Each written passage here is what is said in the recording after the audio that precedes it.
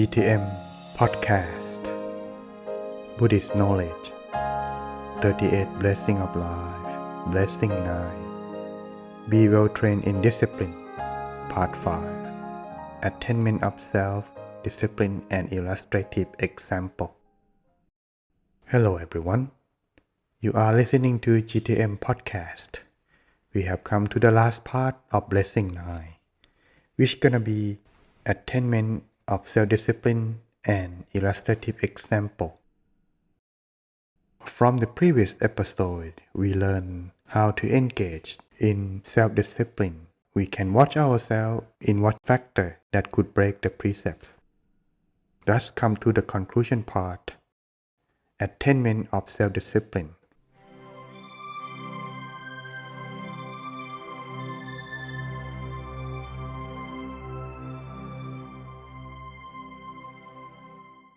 One, level of avoidance.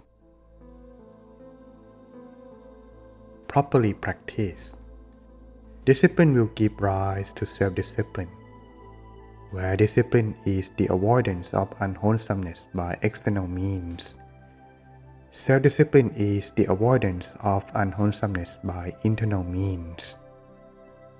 To distinguish between the two, we identify three different ways in which unwholesomeness can be avoided.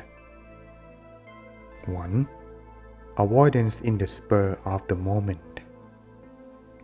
This is a form of discipline whereby one refrains from unwholesome action or speech spontaneously without having requested any precept in advance.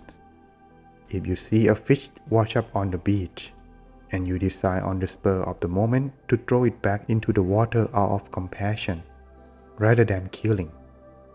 This is the sort of avoidance which we call avoidance on the spur of the moment. Perhaps you would turn in a lost wallet with all the money instead of keeping it for yourself, for fear of being accused of stealing. Such avoidance of evil occurs as the result of fear and shame of evil or the consequence of evil. This is called hiri-ottappa. 2. Avoidance of having requested the precepts. This is a form of discipline whereby one refrains from unwholesome action or speech for fear of breaking precepts one has previously requested from a monk. Some people simply make a vow to keep the precepts each day in front of the shrine.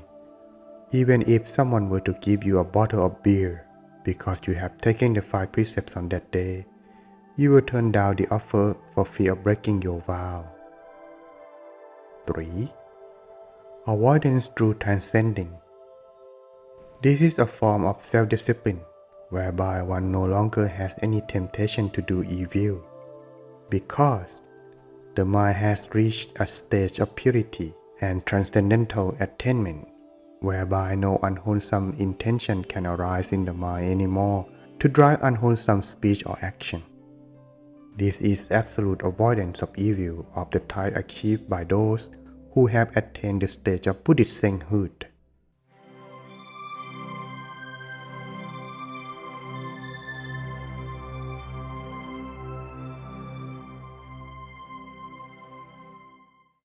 Two, refraining from the tenfold path of unwholesomeness. The result of practicing discipline until attaining self-discipline is to remove oneself from the influence of the tenfold path of unwholesomeness. The first 4 of which can be recognized as the 4 defilements of action. 1.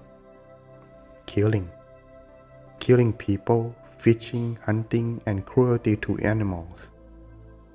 2. Stealing, like thieving, mugging, shoplifting, corruption, and deceit. 3. Committing adultery, unfaithfulness to one's spouse, rape, premarital sex. 4. Lying, for example, telling lies, exaggeration, and forgery. 5. Malicious or divisive gossip, like gossip in a way to turn one person against another. 6. Harsh or insulting speech, for example, name-calling or swearing. 7. Idle chatter, like purposeless babble, raving and boasting. 8. Covetousness, like considering to get something one wants in a dishonest way, coveting others' possession. 9. Vengeful thought, wanting to get revenge or get your own back. 10. False view. We learned of the previous session in Buddhist knowledge, right? The right view. This is the opposite of that.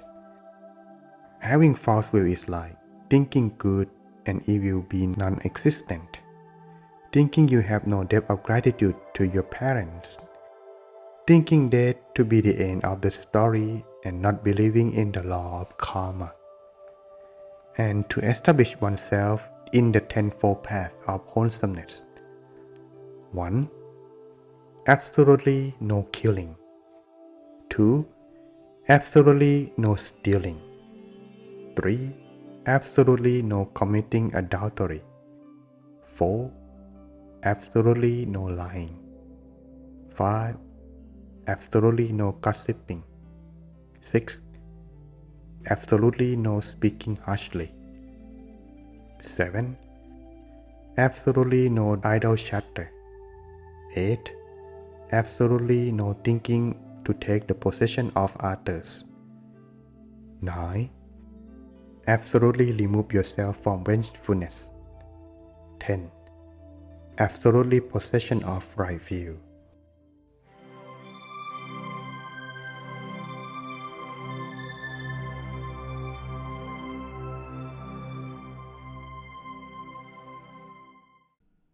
Illustrative examples.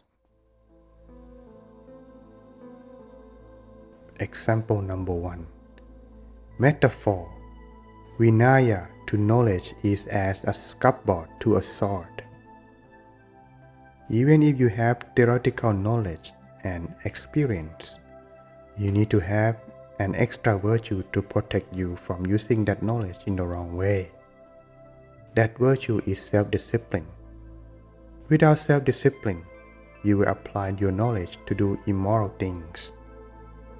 The people of old have saying that if a sharp sword lacks a scaffold, it can harm even the owner. If a hand grenade lacks a firing pin, it can kill even the owner. A person of knowledge and experience can come to unfortunate end if he lacks self-discipline. Example number 2. Metaphor. Value of clay is in the value of the mold. The people of old remark that a humble lump of clay in the middle of a field is a strange thing. Unshaped in the middle of that field, it is without worth. However, if you put it into molds of various sorts, it acquires worth depending on the nature of the mold. If you put the clay in a mold for a plate or a cup, when it comes out of the mold, it has acquired some value. It is something you can use on the table. If you put it into the mold for a doll, then the resulting doll is of value and can be used to decorate the house. If you put the clay into the mold for a Buddha image, the clay is suddenly transformed into something superior to household use, but something to be object of respect for all who see it. Thus, you can see that the better the mold you subject the clay to, the more value it acquires. When you come to talk about people instead of clay, we find that in the same way, the thing that gives people their value is self-discipline they abide by. The greater degree of self-discipline, the even more they are worth. Thus, this is the conclusion of our blessing 9. We will continue again in our blessing 10, speaking kindly. How would it help us become blessing? Stay tuned everyone. If you find it valuable and help you, don't forget to subscribe, like and share, especially to someone that you love, so that way they can have the same knowledge just like you do. Thank you for supporting us. See you again next time.